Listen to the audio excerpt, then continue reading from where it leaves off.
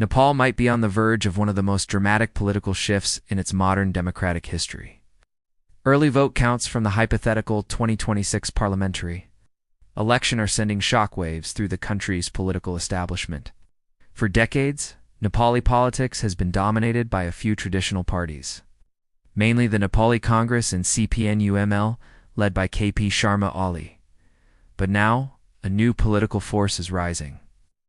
Early results show the Rastriya Swatantra Party, or RSP, leading in a large number of constituencies. For many young Nepalis, this moment feels like the beginning of a new political era.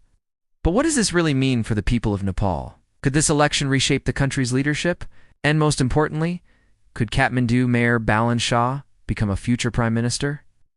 Tonight, we'll explore the RSP Wave, the clash between the old political system and the new generation, and what the future might hold for Nepal.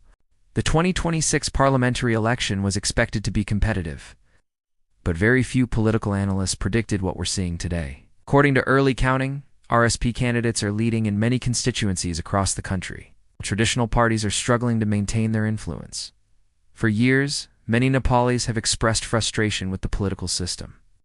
Corruption scandals, political instability, and frequent changes in government have made many citizens lose trust in traditional leaders.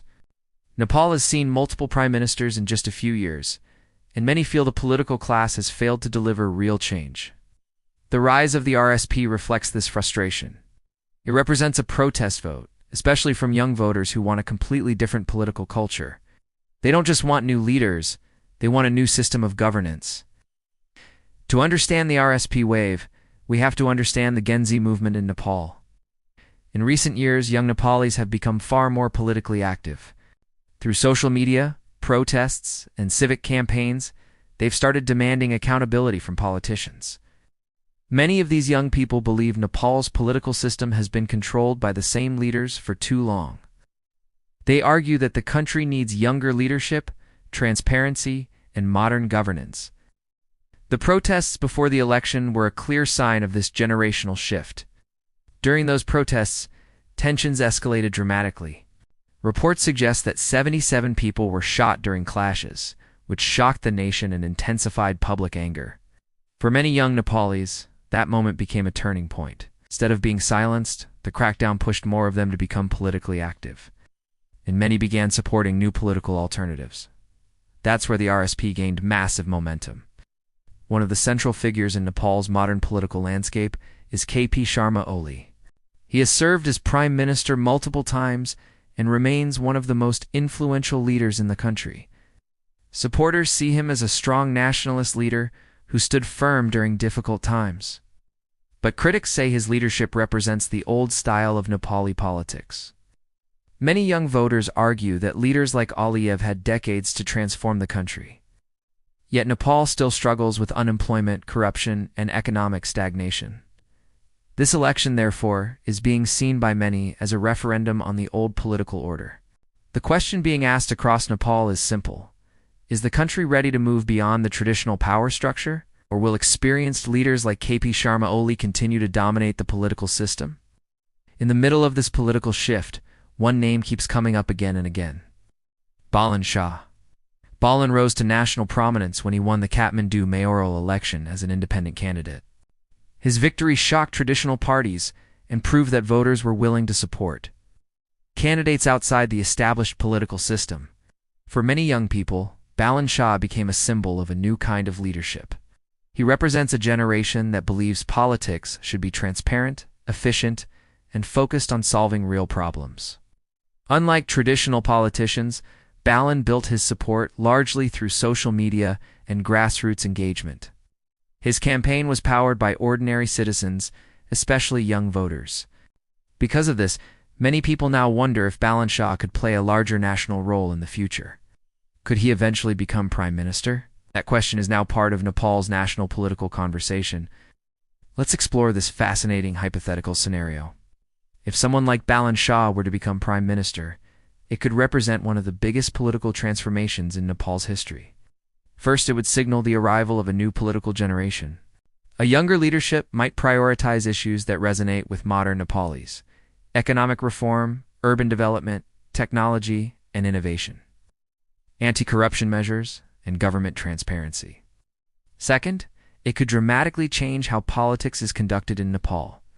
Traditional politics has often relied on party hierarchies and long-established networks. A new generation of leaders could challenge that entire system. Third, it could inspire millions of young Nepalis who feel disconnected from politics. If someone from outside the traditional political elite could reach the highest office, it would send a powerful message that democracy truly belongs to the people. For the average citizen, elections aren't just about political parties. They're about everyday life, jobs, the economy, public services, education, and healthcare. Many Nepalis are asking whether this election will finally bring meaningful change. Will corruption decrease? Will the economy improve?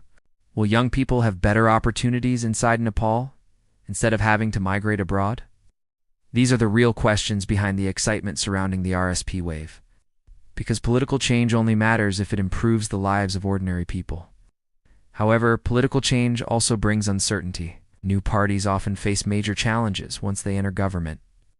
Running a country is far more difficult than winning an election. The RSP would need experienced policymakers, strong institutions, and a clear long-term strategy. They would also have to navigate Nepal's complex coalition politics. No single party usually wins an overwhelming majority. This means negotiations, compromises, and alliances will still shape the future government.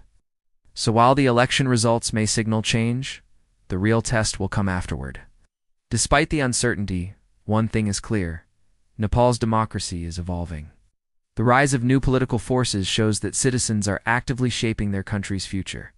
Young voters, social movements, and independent leaders are becoming powerful actors in the political landscape.